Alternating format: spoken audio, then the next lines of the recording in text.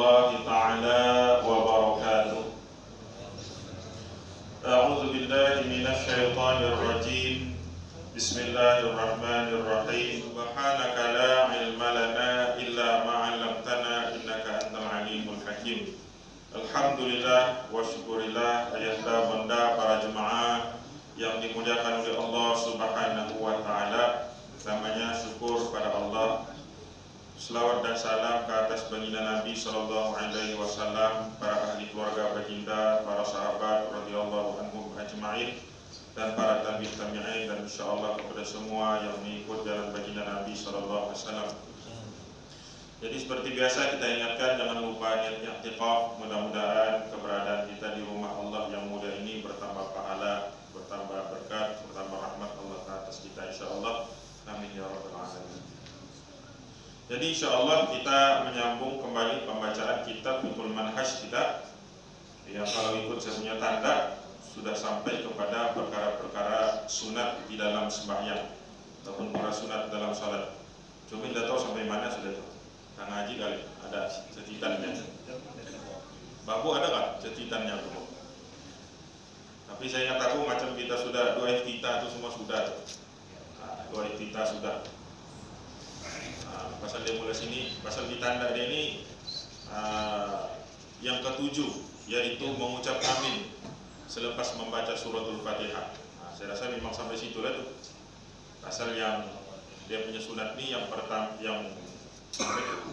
yang pertama dulu itu azan, itu sebelum sembahyang yang azan qomat. Lepas itu sudah di dalam sembahyang mengangkat kedua belah tangan ketika ruku, ketika bangkit daripada ruku, meletak tangan kanan di atas belakang tangan kiri. Rasanya itu sudahlah, itu tanda nih lah. Tahulah macam 2 bulan dah mulia tuh, jadi lupa-lupa juga. Aku tanya juga Ustaz tadi, bilangnya aku pun udah ingat, bilangnya rekaman itu macam anu bilangnya. Nah, tapi kalau itu tanda tuh, pasal kitab nih di sini saya nih. Yang tidak apa-apa. Hah? Tidak komat, tidak azan kan tengah, nggak menit terus selesai itu tuh. Nah, maka insya Allah malam ini kita sambung lah perkara yang seterusnya daripada selesai daripada sembahyang, perkara-perkara sunat di dalam sembahyang, kemudian perkara sunat selepas sembahyang. Dia sedikit jalan, tidak banyak perkara sunat selepas daripada sembahyang. Makanya kalau kita sudah paham tentang rukun tuh, tidak ada masalah untuk kita paham tentang sunat, perkara-perkara sunat dalam sembahyang. Selain daripada rukun, sunat lah betul. Yang rukun tuh yang kita sudah bincang dulu tuh, yang 13 perkara kita bincang panjang lebar. Makanya sunat-sunat itu kita sekadar berbincang dia sekadar seringkas yang boleh. Kemudian barulah kita masuk, kan kita sudah sebut dulu kalau masih ingat, perkara-perkara sunat. Ketika kita mau sembahyang tuh dia terbagi kepada 3. Yang pertama perkara sunat sebelum sholat, azan, iqamah, buat sutra, meluruskan shaf kalau kita dalam jemaah, kan yang itu kita sudah bincang. Kemudian yang kedua perkara sunat ketika sholat. Makanya ketika kita sembahyang ada perkara-perkara sunatnya. Maka perkara-perkara sunat ketika sembahyang ialah selain daripada rukun yang 13. Selain daripada rukun 13 itu adalah sunat. Dan sunat itu pula terbagi kepada 2, yaitu ada sunat yang ringan, ada sunat yang diberatkan. Yaitu yang pertama sunat yang diringankan yaitu sunat aihat. Kemudian yang kedua sunat yang diberatkan yaitu sunat ab'ad. Sunat ab'ad pula kita sudah perincikan. Yang pertama ialah kunut. Dalam mazhab kita lah, mazhab Imam Syafi'i, bacaan kunut sembahyang subuh. Dan juga pada ketika sembahyang witir dalam bulan Ramadan, bermula daripada malam yang ke-16. Nah, kemudian lepas itu perkara sunat ab'ad lagi, yaitu duduk tahiyat awal. Nah, membaca tahiyat awal, yang itulah.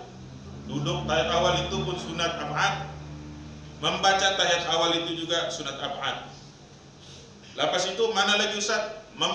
Yang ketiga membaca selawat ke atas keluarga Nabi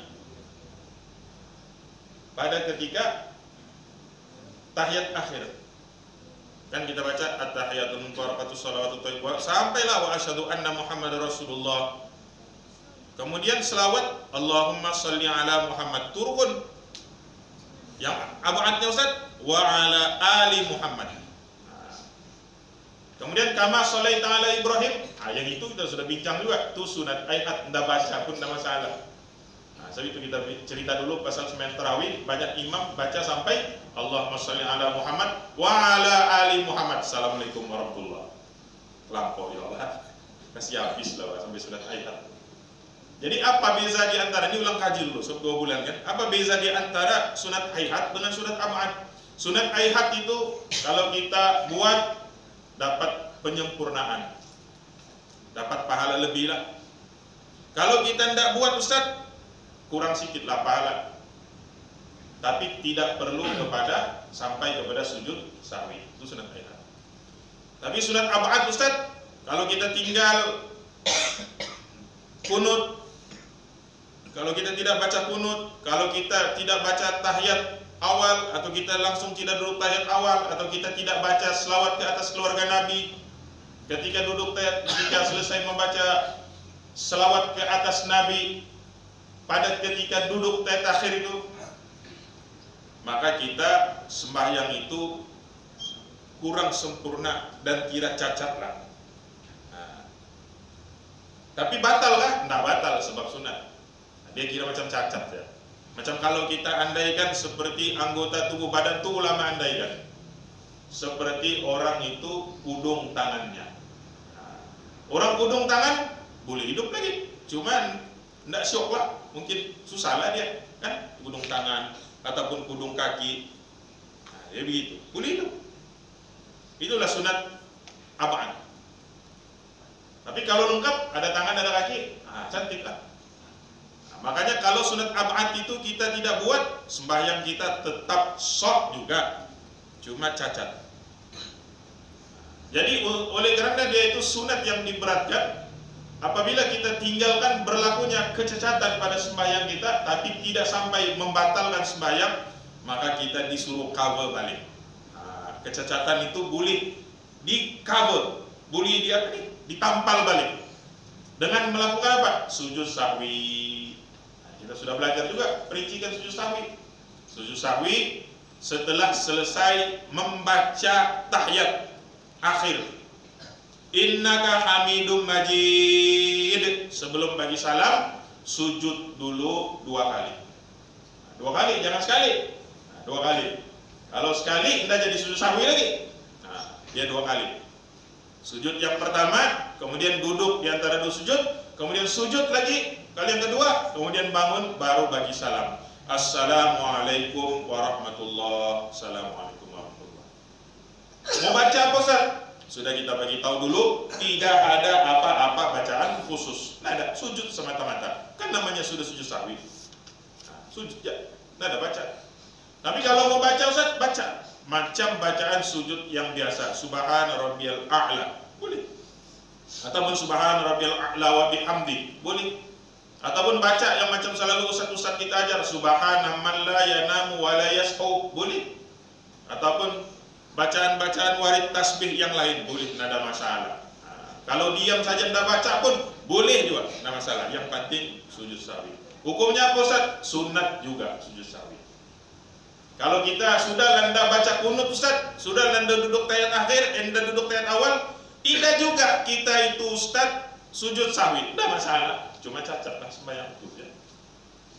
Cuma sujud sahwi itu kita selalu tekankan jadi wajib kepada makmum. Kepada makmum jadi wajib pula bila imam buat. Bila imam sujud sahwi, makmum salah ndak salah, jangan lagi cerita banyak, mau ndak mau wajiblah makmum itu sujud sahwi. Kenapa pula jadi wajib Ustaz? Asalnya sunat. Sebab makmum itu terikat kewajiban mengikut imam. Kalau makmum itu tidak ikut imam itu Ustaz, imam sujud sahwi, makmum tidak mau ikut Ustaz, maka pada ketika itu apa boleh buat? Sudah kita bagi tahu, batallah sembahyang makmum. Itu yang selalu berlaku di kampung-kampung tuh. Nah, mana bilang makmum kita? Nggak mau bilangnya, bukan aku salah, imam bilangnya. Imam lah sujud sawi. Aku bukan ada. Dia yang tadi bilangnya, telah birokan. Kami lagi kasih ingat, subhanallah, subhanallah, dia bilang. Nah, sudah. Ingat, imam ingat, tapi kita kewajiban mengikut imam. Pak Budi buat selesai.